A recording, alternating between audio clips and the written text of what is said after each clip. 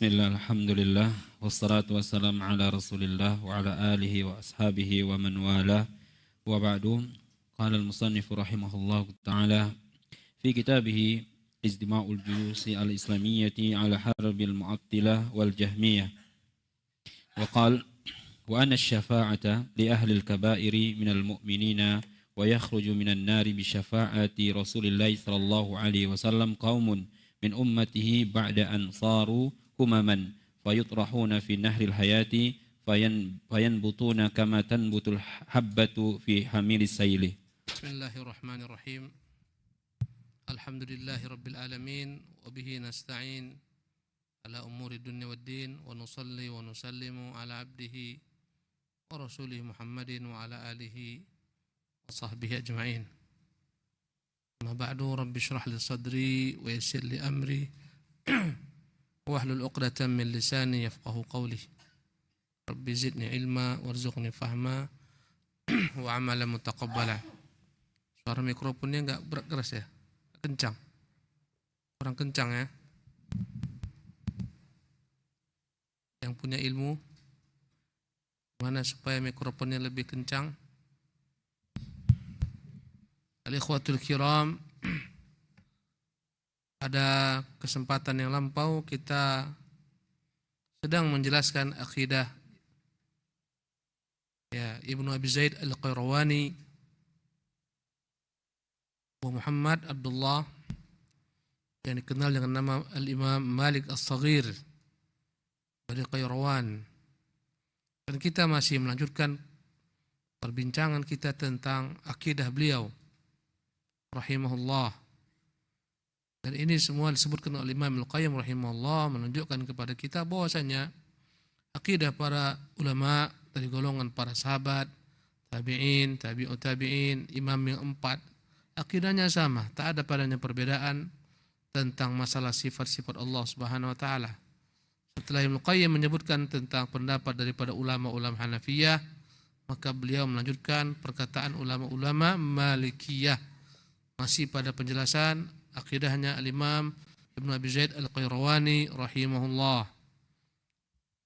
Berkata al-Imam Ibnu Abi Zaid Al-Qayrawani, sebagaimana al-Imam Ibnu Al-Qayyim Jauziyah menukilnya dalam kitabnya ini, wa anna asy-syafa'ata li ahli al-kaba'iri minal mu'minin. Sesungguhnya di antara keyakinan ahlu sunnah ada syafaat untuk pelaku dosa besar dari kaum mukminin. Kata Nabi, syafaati li ahli kabair min ummati. Syafaatku ada untuk pelaku dosa besar daripada umatku. Apa itu syafa'ah? Al-ikhwatu fillah, syafa'ah dari kata-kata syaf'un yang bermakna genap. Kebalikannya adalah witrun, bermakna ganjil. Jadi asy-syafa'atu dari kata-kata syaf'un. Karena seseorang kemudian ditambah dengan kawannya, pertama dia sendiri ditambah dengan kawannya menjadi syaf'un. Ya, adapun syafa'ah secara istilah adalah talabul khairi lil ghairi. Syafaat adalah berupaya mendatangkan kebaikan untuk orang lain. Ya, atau menjauhkan keburukan ya dari orang lain. Inilah syafaat, talabul khairi lil ghairi. Misalnya ya, kita membawa seseorang kenalan kita yang kita ketahui kejurannya agar diterima bekerja di satu tempat, kita katakan kepada orang yang kita kenal, ya, pemilik perusahaan, ini si fulan saya kenal, baik, orangnya bagus, kerjanya baik, ya, saya sarankan agar dia diterima sebagai karyawanmu. Maka dia pun diterima dengan syafaat saya. Inilah makna syafaat. Atau seseorang misalnya dia harus mendapatkan hukuman ya atas sesuatu perbuatan, kita datang memberi untuknya syafaat, kita katakan kepada pemilik kebijakan, ya karena dia orang yang kenal, begini masalahnya, cobalah ringankan hukumannya. Ya, akhirnya diringankan hukumannya atau dihilangkan hukumannya. Ini semuanya adalah syafaat maknanya. Adapun dalam agama kita, syafaat ini dibagi oleh Syekh Muhammad bin Wahab menjadi dua bagian. Ada namanya asy-syafa'atul mutsbatah, syafaat yang akan bermanfaat. Yang kedua adalah syafa'atun manfiyah, syafaat yang tertolak. Adapun syafaat mutsbatah, syafaat yang akan terwujud adalah syafaat yang diberikan oleh Allah Subhanahu wa taala kepada orang tertentu untuk memberikan manfaat bagi orang yang dia inginkan. Ya. Bagaimana Allah berikan untuk orang-orang tertentu syafaat. Misalnya Allah berikan untuk nabinya syafaat agar nabi memberi syafaat kepada umatnya. Allah berikan kepada kaum mujahidin yang mati terbunuh syahid untuk memberikan syafaat kepada keluarganya. Allah berikan pada orang tua yang anaknya wafat ketika kecil, syafaat dari anak-anaknya. Anak-anaknya memberikan syafaat untuk orang tuanya. Ya. Jadi inilah dia syafaat yang akan dapat terwujud. Dan syafaat yang terwujud ini dua syaratnya. Pertama adalah al-idhnu lisyafi', izin Allah terhadap orang yang berikan syafaat. Allah berikan izin kepada orang tersebut untuk memberikan syafaat. Siapa yang Allah berikan izin ini? Banyak. Di antaranya para nabi. Terdepan adalah Nabi kita sallallahu alaihi wasallam. Kemudian tadi saya sebutkan di antaranya adalah syafaat orang-orang yang terbunuh dalam keadaan berperang, syahid fisabilillah. Syafaat anak-anak yang wafat ketika kecil untuk orang tuanya. Syafaat malaikat kepada orang-orang beriman. Syafaat orang beriman sebagian mereka untuk sebagian lainnya. Ya. Ini yang termuat dalam keterangan-keterangan ada padanya dalil. Ini syarat yang pertama. Syafaat yang Allah berikan kepada orang-orang yang Allah izinkan. Yang kedua, ridhallah 'anil masyru'i lahu. Orang yang ingin diberikan syafaat oleh hamba-hambanya ini adalah orang yang harus Allah ridhai. Ya, dan Allah tidak akan meridhai orang-orang yang menyekutukan Allah Subhanahu wa taala. Dengan demikian, syafaat ini hanya berlaku untuk orang-orang yang beriman. Karena orang-orang kafir tak diridhai Allah Subhanahu wa taala. Karena itulah tak berguna syafaat orang-orang beriman untuk orang kafir di hari kiamat, mustahil. Karena Allah tidak meridhai orang beriman. Lihatlah bagaimana tak berguna syafaat Ibrahim alaihissalam untuk orang tuanya Azar yang tak beriman dengannya. Ya. Tak berguna syafaat Nuh untuk putranya Kan'an, dan begitulah seterusnya. Kenapa? Karena mereka tidak diridhai Allah. Mengapa tidak diridhai Allah? Karena mereka tak beriman kepada Allah, kafir. Ya. Allah hanya memberikan syafaat ini untuk orang-orang yang Allah ridhai. Ya. Inilah dua syarat syafaat. Pertama, Allah izinkan orang-orang tertentu memberikan syafaat. Yang kedua, Allah ridhai orang-orang yang dimintakan untuk mereka syafaat. Dua syaratnya. Ya. Wa kam min malakin fis samawati la tughni syafa'atum syai'an. Kata Allah, berapa banyak malaikat-malaikat yang di langit tak berguna syafaat mereka illa wa kam min malakin fis samawati la tughni syafa'atum syai'an illa min ba'di an ya'dzana Allah liman yasha'u wa yardha. Ini dalilnya. Berapa banyak syafaat malaikat tak berguna di langit sana kecuali atas orang-orang yang Allah berikan bagi mereka izin dan atas orang-orang yang Allah berikan untuk mereka keridhaannya. Dua syaratnya. Syafaat al-mutsbatah. Ya. Adapun yang kedua, tadi kita bagi dua syafaat ya. Ada syafaat mutsbatah, syafaat yang akan terwujud. Syafaat yang hak yang akan terjadi. Ya, adapun yang kedua syafaat manfiyah, syafaat yang ditolak. Inilah syafaat yang dimintakan oleh kaum musyrikin kepada berhala-berhala mereka untuk memberi syafaat. Namun berhala-berhala tersebut atau Tuhan-Tuhan yang mereka puja, Tuhan-Tuhan yang mereka sembah, tidak mampu sedikit juga pun memberikan syafaat kepada para penyembahnya. Ya, tak berguna syafaat-syafaat ini. Namanya syafaat manfiyah.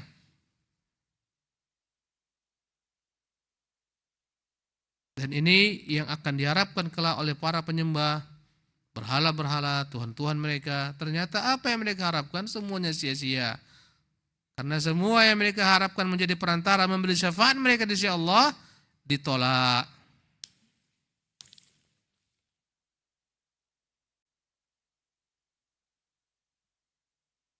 Kemudian ikhwati fillah rahimakumullah, di antara bentuk syafaat Nabi kita sallallahu alaihi wasallam. Jadi tadi saya sebutkan beberapa orang yang beri syafaat. Yang paling besar adalah syafaat Nabi yang mulia sallallahu alaihi wasallam. Ini syafaat terbesar. Syafaat Nabi yang berlaku untuk seluruh makhluk adalah namanya asy-syafaatul kubra. Di mana Nabi SAW dengan syafaat beliaulah Allah Jalla wa'ala memulai persidangan di hari kiamat. Tatkala orang-orang berangkat berdatangan ya menemui Adam alaihissalam, mereka berkata, wahai Adam, engkaulah bapaknya manusia, tidakkah kau lihat bagaimana kondisi kami di padang mahsyar ini? Maka mintalah kepada Tuhanmu, berikanlah syafaat untuk kami kepada Tuhanmu agar Tuhan memulai persidangan. Kata Adam alaihissalam, lastu laha, bukan aku yang berhak. Sesungguhnya pada hari ini Allah murka, yang begitu besar kemurkaan yang tak pernah murka sebelumnya dan tak akan pernah murka setelah ini seperti ini setelahnya. Aku dahulu pernah berbuat dosa, aku malu. Pergilah kalian, datangilah Nuh. Dari Nuh, kemudian Nuh pun mengatakan demikian, lastulah, bukan aku. Sampai akhirnya kepada Nabi SAW. Mikrofonnya jelek sekali nih. Ya. Mana tadi? Sampai mana tadi? Mikrofon jelek ya? Mikrofonnya bagus ini. Cuma kurang setel sedikit aja. Ini masalah tuh. Safar, Adam. Adam alaihissalam. Ya. Akhirnya mereka pun datang kepada Nabi SAW. Mereka berkata, ya Muhammad, engkaulah Rasul terakhir.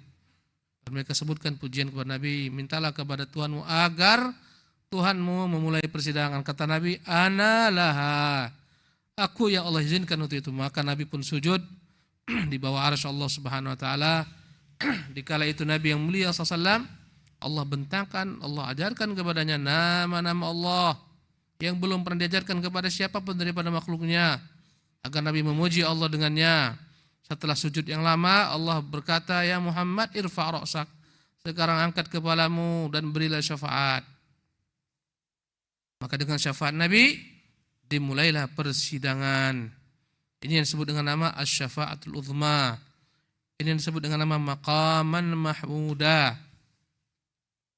Kedudukan yang terpuji yang hanya untuk Nabi sallallahu alaihi wasallam.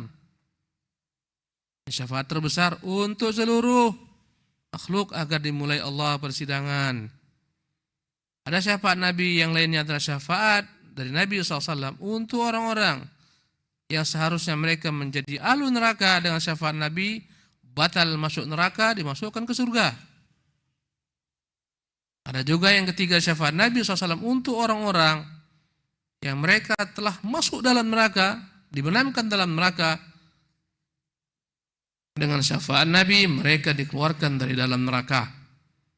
Ya, ada juga syafaat Nabi untuk pelaku dosa besar daripada umatnya.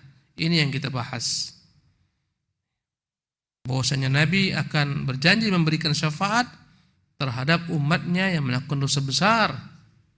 Dengan syafaat Nabi dan Allah Subhanahu wa taala selamatkan mereka. Kemudian berkata Ibnu Abi Zaid, wa yukhraju minan nari bi syafaati Rasulillah qaumun, atau wa yakhruju minan nari bi syafaati Rasulillah qaumun, min ummatihi, akan dikeluarkan dari dalam neraka satu kaum daripada umat Nabi, ba'da ansaru humaman, setelah mereka menjadi arang, hangus. Dikeluarkanlah mereka dengan syafaat Nabi SAW. Tadi saya sebutkan orang-orang yang sudah masuk neraka dikeluarkan dengan syafaat Nabi sallallahu alaihi wasallam. Mereka telah menjadi arang. Wa yutrahuna fi nahril hayati. Kemudian mereka disuruh pergi untuk mandi di sungai kehidupan, Nahrul Hayati. Ya, dikeluarkan dari dalam neraka, mereka disuruh mandi satu tempat yang di sana ada sungai antara surga dan neraka. Ya, maka mereka pun nyemplung di sana, mereka mandi di sana. Seketika tumbuhlah kembali daging-daging mereka telah hangus. Ya, fayanbutuna kama tanbutul habbatu fi hamilis sail. Tumbuhlah kembali daging-daging mereka, kulit mereka utuh sebagaimana tumbuhnya jamur-jamur ketika musim hujan, ketika datang banjir. Ini kita imani. Tentunya ini bantahan kepada kaum Mu'tazilah, kaum Khawarij yang mengkafirkan pelaku dosa besar.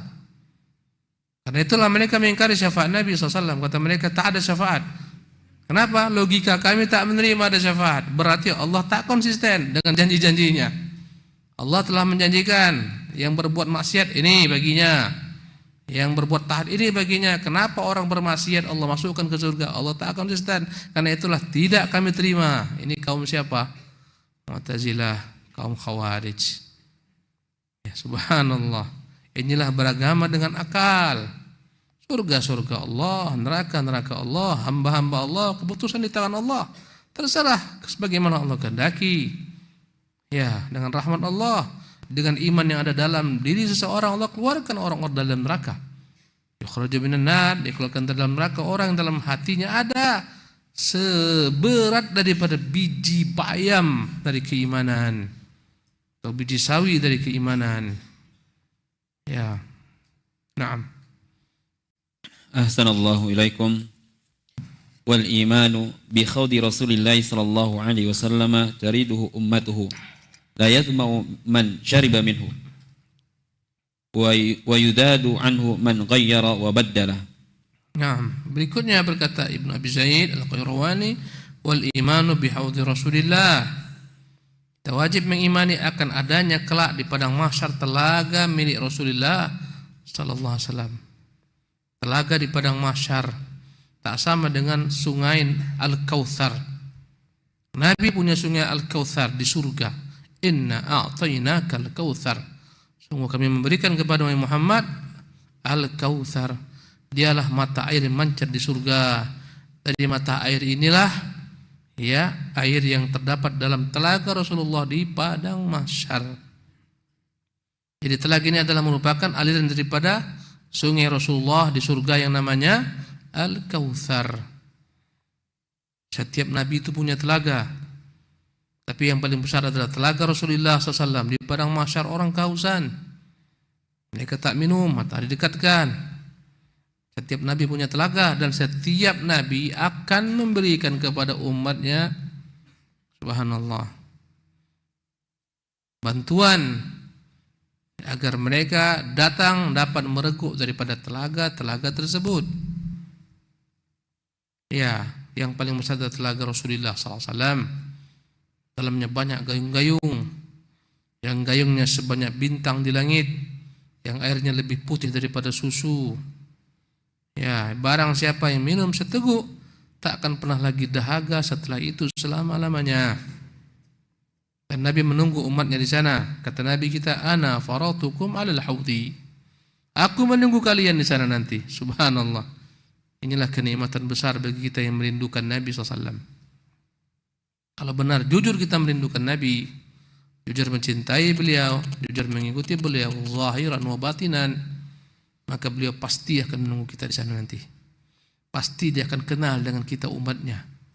Dari pancaran cahaya-cahaya bekas wudu kita yang mencar di wajah-wajah kita, tangan dan kaki kita. Dengan itu Nabi mengenal umatnya. Setiap umat akan datang kepada telaga nabinya. Demikian juga kaum muslimin. Namun akan datang orang-orang yang ingin mereguk daripada telaga Rasulullah SAW. Ketika mereka telah mendekat, tiba-tiba mereka semua disingkirkan.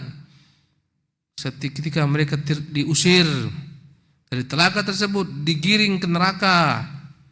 Maka Nabi pun dalam hadis-hadisnya Dalam Sahih Muslim diantaranya mengatakan dengan berteriak, ummati, ummati, Tuhan itu umatku, itu umatku. Dalam riwayat lainnya, ashabi, ashabi, ya Allah itu sahabat-sahabatku. Ya, atau usayhabi, usayhabi. Maka dikatakan kepada Nabi, ya Muhammad, innaka la tadri ma ahdatsu ba'dak. Wahai Muhammad, engkau tak tahu apa yang mereka buat setelahmu. Apa yang mereka tukangi daripada agama ini setelahmu. Apa yang mereka ada-adakan setelahmu. Maka Nabi pun berteriak, bu'dan, bu'dan, suhqan, suhqan. Celakalah kalian, dijauhkanlah daripada rahmat Allah Subhanahu wa taala. Mereka inilah yang diharamkan mereguk telaga Nabi, karena mereka tidak ikut Nabi SAW. Karena mereka menambah-nambah agama, mengurang-urangi agama, karena mereka membuat bid'ah-bid'ah dalam agama. La tadri ma ahdatsu ba'dak. Kau tak tahu apa yang mereka buat setelahmu. Ini ancaman kepada setiap pelaku bid'ah, terancam tidak mereguk telaga Rasulullah sallallahu alaihi wasallam. Sementara umat ini karena jauhnya daripada sunnah, begitu senangnya dengan bid'ah, begitu antinya dengan sunnah. Subhanallah, zikir yang Rasulullah ajarkan tak mereka amalkan, mereka karang zikir-zikir sendiri. Ya, amal ibadah yang diamalkan Nabi SAW tidak mereka tiru, mereka karang ibadah-ibadah sendiri. Banyaknya bid'ah luar biasa tak terhitung. Sekiranya mereka melakukan semua sunnah Nabi, sudahlah sibuk mereka, bahkan mungkin sulit untuk menerapkan semua sunnah Nabi. Ada sholat duha, ada sholat malam, ada puasa ini, puasa itu, sunnah saja yang kita amalkan. Subhanallah, langkah banyaknya. Dan mungkin tak semua dapat kita kerjakan. Mengapa kita harus membuat sesuatu yang baru? Ada namanya sholat ghaib, puasa nisfu Sya'ban, sholat malam nisfu Sya'ban, sholat Rajab, subhanallah. Macam-macam yang tak terdapat dalam ajaran Nabi sallallahu alaihi wasallam. Jadi kata beliau, taridu ummatuhu, nanti umatnya akan mereguk dari telaga ini. La yazma'u man syariba minhu, tidak akan pernah lagi dahaga haus yang meminum daripada air tersebut. Ini masih di padang mahsyar, belum lagi di surga. Sekali minum selesai, tak pernah lagi dahaga selama-lamanya. Wa yudhadu anhu man ghayyara wa baddala, dan akan dijauhkan, disingkirkan dari telaga ini setiap orang yang merubah agamanya, murtad iyadzan billah, merubah agama Rasulullah dengan membuat bid'ah, akan disingkirkan dari telaga Rasulullah sallallahu alaihi wasallam. Kita imani ini semua karena keterangannya daripada hadis-hadis yang sahih. Nah, tafadhal. Ahsanallahu ilaikum.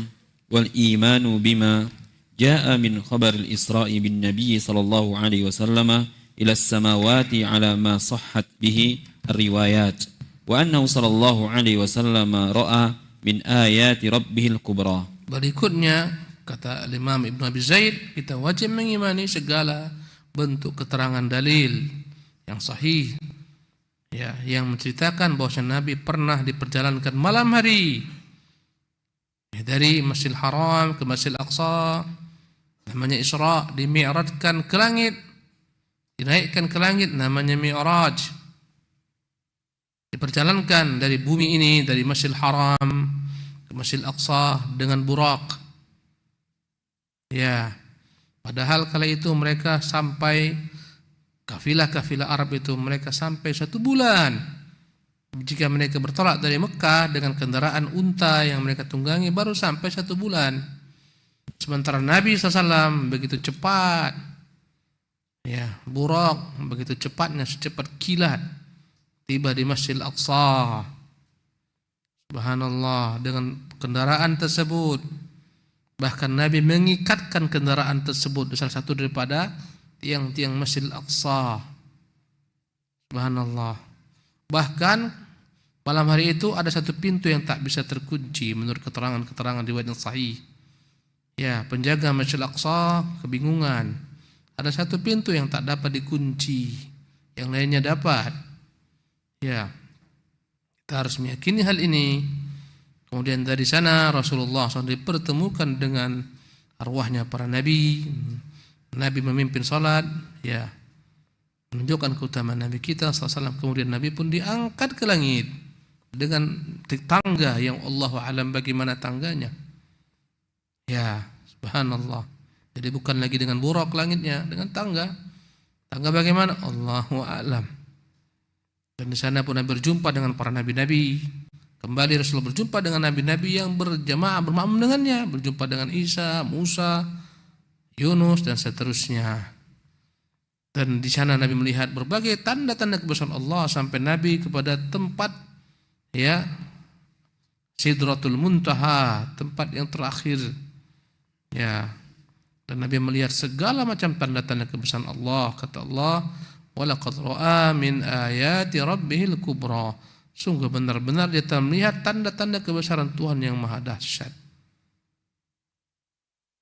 Ya. Naam. Ahsanallahu ilaikum. Wa bima thabata min khurujid dajjal wa nuzul Isa ibni Maryam alaihi salatu wassalam hakaman adlan wa qatalahu ad-dajjal wa bil ayati allati baina yadi sa'ati min tulu'i syamsi min maghribiha wa khuruj dabbati wa ghairi dzalik mimma sahhat bihi riwayat. Kemudian kita juga wajib mengimani dengan berbagai macam keterangan yang sahih tentang keluarnya Dajjal. Dajjal dari kata-kata ad-dajlu, maknanya adalah orang yang pandai menipu. Ad-dajlu, Dajjal dikatakan Dajjal karena kelihayannya menipu manusia. Ketika pertama kali keluar, berpura-pura menjadi orang saleh, ketika banyak pengikutnya berpura-pura menjadi nabi, kemudian setelah itu berubah pula dia berpura-pura menjadi Tuhan. Ya, dia akan mengenai bumi ini dalam 40 hari. Ya, hari pertama Dajjal keluar menjadi lama matahari tenggelam. Hari pertama Dajjal keluar sama dengan ukuran 1 tahun. Itu hari pertama 360 hari. Sehingga para sahabat bertanya, Rasulullah, pada hari Dajjal keluar bagaimana kami sholat? Yang 1 hari itu sama dengan berapa? Tahun. Kata Nabi, qaddirulah qadraha, kalian berusaha untuk menakar-nakarnya. Subhanallah. Ya, tak usah kita bingung bagaimana pula 1 hari sama dengan setahun. Gimana matahari tak tenggelam-tenggelam. Sekarang aja di kutub sana setengah tahun matahari tenggelam, setengah tahun matahari terbit. Ya, setengah tahun malam terus, setengah tahun siang terus. Ya, sebagian tempat matahari akan muncul 1 jam, 2 jam, setelah itu tenggelam. Ya. Pada hari yang kedua Dajjal keluar, maka keluarnya Dajjal sama dengan masanya 1 bulan. 1 bulan 30 hari. Hari yang ketiga Dajjal keluar sama dengan 1 minggu. Barulah kata Abu Hurairah, hari yang keempat, hari-hari yang keempat dan berikutnya sama dengan hari-hari kalian seperti sekarang ini. Ya, dia datang membawa api dan air. Ya. Air berupa taman-taman. Dia akan menipu manusia. Barang siapa dipaksanya masuk ke api karena tak mau beriman dengannya, pejamkan mata. Sesungguhnya itu air yang nikmat lezat. Menipu manusia. Dan ketika Dajjal keluar diikuti oleh kaum Yahudi dari Isfahan. 70.000 Yahudi pengikut Dajjal dari Isfahan. Ya. Kemudian Dajjal ini datang kepada satu kaum, menyuruh mereka untuk beriman dengannya. Ya. Dan dia berkata, jika panggilnya seorang pemuda, ya, bagaimana jika aku hidupkan kedua orang tuamu? Yakinkah aku adalah Tuhanmu? Kata dia, ya, yakin. Ya, maka Dajjal perintahkan jin menjelma menjadi kedua orang tua tersebut seolah-olah bangun dari kuburnya hidup. Berkata kepada sang anak, ikuti dia Tuhanmu. Nah, inilah fitnah Dajjal. Ya, kemudian datang kepada satu kaum. Di tengah-tengah mereka ada seorang pemuda yang begitu kenal dengan Dajjal. Ahlus Sunnah wal Jamaah, dia yang terbaik pada waktu itu. Kata Dajjal, berimanlah kepadaku, aku Tuhan kalian. Berkata sama muda, engkaulah Dajjal yang dijanjikan Rasulullah SAW kepada kami. Engkau tak akan mungkin dapat mengibuli kami. Kata Dajjal, kalau anak ini kubunuh, kubelah dua, kemudian kusatukan kembali, kuhidupkan, apakah kalian beriman aku Tuhan kalian? Kata mereka, ya, kami beriman engkau Tuhan kami. Maka Dajjal gergaji dua anak ini, terbelah dua, dari atas ke bawah. Subhanallah. Setelah terpisah dua, Dajjal jalan di tengah-tengahnya, memastikan ini sudah terbelah dua. Setelah itu dihidupkan kembali Dajjal. Ya, maka Dajjal bertanya kepada mereka, kalian yakin aku Tuhan kalian? Kata mereka, ya, kami yakin engkau Tuhan kami. Kata Dajjal, hai pemuda, engkau yakin aku Tuhan? Kata pemuda tersebut, aku semakin yakin engkaulah Dajjal dijanjikan Rasulullah, dan engkau tak akan bisa lagi berbuat itu kepadaku. Karena janji Nabi demikian. Dajjal kembali ingin membunuhnya, tak bisa. Tak Allah berikan banyak kekuasaan. Datang kepada satu kaum yang beriman dengannya, maka harta mereka berlimpah ruah. Datang kepada yang lain yang kafir dengannya, seketika negeri mereka menjadi kering kerontang. Subhanallah, jatuh fakir miskin. Ketika Dajjal keluar, banyak yang tergoda, yang mengatakan saya tidak akan tertipu, ternyata akhirnya menjadi pengikut Dajjal. Bahkan akhirnya terpaksa laki-laki mengikat istri-istrinya, anak-anak putrinya, bibinya, saudarinya, agar tak keluar mengikuti Dajjal, karena besarnya fitnah Dajjal. Betapa tidak, dia bawa segala-galanya, kekayaan melimpah ruah di tangannya. Jangankan fitnah Dajjal, orang yang ngaku bisa menggandakan uang saja, sudah banyak orang terfitnah sampai ada yang mati karenanya. Ya, buat padepokan, jemaahnya disuruh berzikir, nanti dari sini keluarkan uang, padahal dalam kantongnya memang disiapkan uang banyak. Ya, masuk penjara, disuruh coba kau buat sekarang, perbanyak lagi uang. Aku tak bisa, karena keletihan katanya. Subhanallah. Ya, ada lagi saya dengar kemarin, 2 orang yang mati dibunuh, dikasih racun. Gara-gara apa? Ingin memperbanyak uang, datang kepada dukun. Dia bawa 25 juta, dukun melihat uang 25 juta, gelap matanya. Ya diracuni, mati kedua-duanya. Subhanallah. Bagaimana pula ketika Dajjal keluar? Tentulah orang antri berbondong-bondong datang kepadanya. Tengoklah berbagai macam bentuk penipuan-penipuan. Ya, yang intinya mudah memperbanyak uang. Dulu namanya ada, apa namanya dulu? BMA ya. Banyak dulu jenis-jenis penipuan itu. Produk ini, produk itu, ya masukkan uang sekian, akan berlipat ganda, banyak. Ya, akhirnya orang berbondong-bondong. Pertama dikasih, masukkan uang 7 juta. Nah, sebulan 14 juta. Ya, bulan kedua masih oke, bulan ketiga semakin banyak orang, hilang. Ya, itulah manusia. Bagaimana ketika Dajjal keluar? Tentu lebih banyak pengikutnya. Karena orang tergila-gila dengan dunia. Setiap orang mukmin membaca Dajjal ini, di atasnya tertera huruf 3, kafaroh, kafir. Subhanallah. Ya, Dajjal ini nanti ketika keluar Isa bin Maryam, diturunkan Allah Isa dari langit, Isalah yang membunuhnya. Dajjal menyelimuti seluruh permukaan bumi kecuali Mekah dan Madinah. Tatkala dia mau masuk ke sana, dihalangi oleh Allah, dijaga dengan malaikat-malaikat dengan pedang terhunus. Gempalah kota Madinah 3 kali gempa, keluarlah semua kaum munafik dari Madinah mengikuti Dajjal. Tinggallah di Madinah hanya orang-orang beriman saja. Isa pun turun, Dajjal melihat Isa berlari ketakutan, mencair bagaikan mencairnya lilin kena api. Ya, maka dikejar oleh Isa bin Maryam, tepat berada di pintu namanya pintu Lut di daerah Damaskus sana.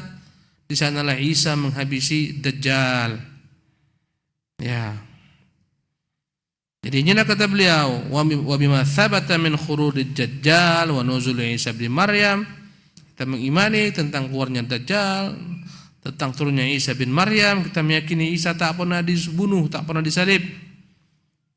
Nanti dia turun untuk membuktikan kepada kaum Nasara yang menyembahnya, aku bukanlah Tuhan, aku tidaklah mati, Dan Allah menjanjikan nanti ketika dia turun akan beriman semua kaum Nasara, tak ada lagi yang subhanallah yang kafir. Semuanya beriman dengan Isa bin Maryam. Ya. Dan Isa ketika turun bukan membawa agama baru tapi mengikuti agama Muhammad alaihi salatu wassalam. Kata Allah Subhanahu wa taala ya dalam Al-Qur'an Karim, wa innahu la ilmun lis-sa'ati fala tamtarun nabiyya. Sungguh dia merupakan tanda-tanda hari kiamat, jangan ragu dengannya. Wa inna min ahli kitabi la yu'minanna bihi qabla mautihi. Dan kelak sesungguhnya orang-orang kitab akan beriman dengannya sebelum kematiannya di bumi.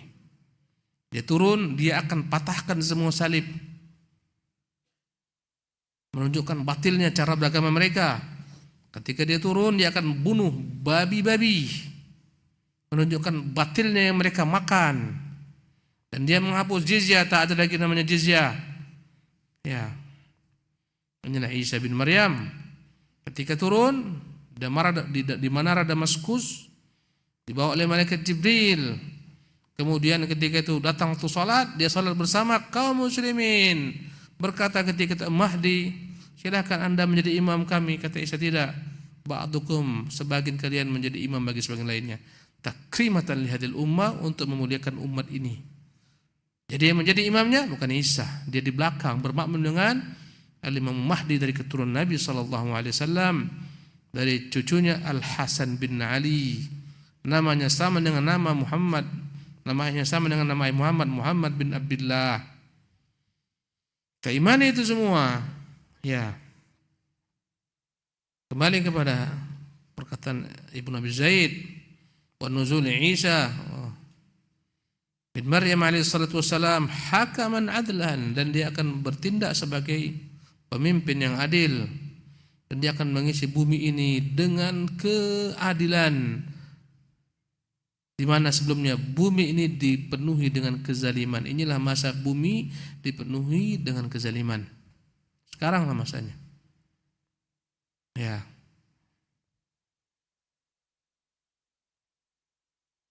Wa qatluhu dajjala, dia nanti akan membunuh Dajjal. Wa bil ayati allati baina yaday sa'ah, dan kita pun mengimani berbagai macam tanda-tanda sebelum datangnya kiamat. Min tulu'i syamsi min maghribiha, di antaranya kita imani akan terbit matahari dari arah baratnya. Ketika itu semua orang akan beriman, namun terlambatlah iman mereka. Yauma ya'ti ba'du ayati rabbika la yanfa'u nafsan imanuha lam takun amanat min qablu aw kasabat fi imaniha khaira. Pada hari datang sebagian tanda Tuhanmu, tak berguna lagi iman orang-orang yang belum beriman sebelumnya atau menambah kebaikan bagi dirinya. Tertutup pintu taubat, terlambatlah orang-orang yang beriman, sia-sia. Wa khurujud dabbah, kita mengimani akan keluar binatang yang tak tahu apa namanya, bagaimana bentuknya, binatang yang akan berbicara kepada manusia, memisah-misahkan, membeda-bedakan antara mukmin dan kafir, yang berbicara kepada manusia. Dan ini termuat dalam Quran. Kata Allah, wa idza waqa'a 'alaihimul qawlu akhrajna lahum dabbatan minal ardi tukallimun nasa. Jika telah tetap janji kami atas mereka, kami keluarkan dari bumi ini binatang yang melata, yang berbicara kepada manusia. Kita imani karena Allah yang mengatakan. Dabbah, bagaimana bentuknya? Allahu a'lam. Dikatakan sebelum kiamat nanti ular-ular tak lagi berbisa ketika masa Isa bin Maryam dan Imam Mahdi. Ular-ular bermain-main dengan anak-anak, tak membahayakan anak-anak. Binatang-binatang buas, singa, semua tak membahayakan karena keadilan merata. Kemudian wa khurujud dabbah wa ghairi dzalika mimma sahhat bihi riwayat, dan tanda-tanda lainnya yang terdapat dalam hadis-hadis yang sahih. Munculnya asap ad-dukhan, yauma ta'ti as-sama'u bidukhanin mubin. Ingatlah pada hari ya datang langit membawa asap yang begitu nyata. Bukan kebakaran di hutan Indonesia, bukan, itu belum. Asap yang begitu maha dahsyat.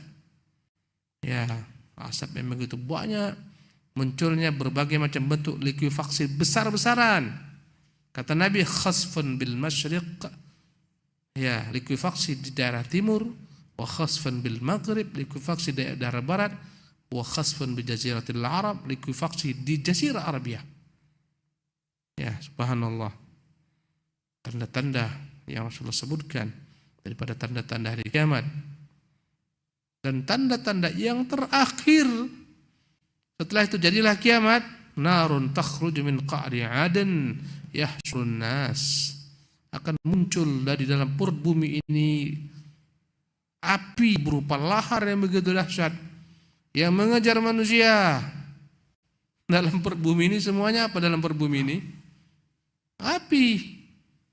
Gas dari mana? Dari perut bumi. Inti bumi ini api semua. Akan keluar dia mengejar manusia. Manusia semuanya berlarian, mengumpulkan semua manusia yang terlambat dibakarnya, sampai akhirnya berkumpullah manusia di mahsyar, tempat berkumpulnya mereka di Syam. Dan ketika itulah kiamat terjadi. Berapa sisa waktu kita? Udah habis. Insyaallah tabaraka taala kita akan masih melanjutkan ya keterangan Ibnu Abi Zaid ini tentang akidah daripada Ahlus Sunnah wal Jamaah. Wallahu tabaraka taala alam. Wa sallallahu wasallam wa barak ala abdihi wa rasulih Muhammad wa akhir da'wana alhamdulillahi rabbil alamin.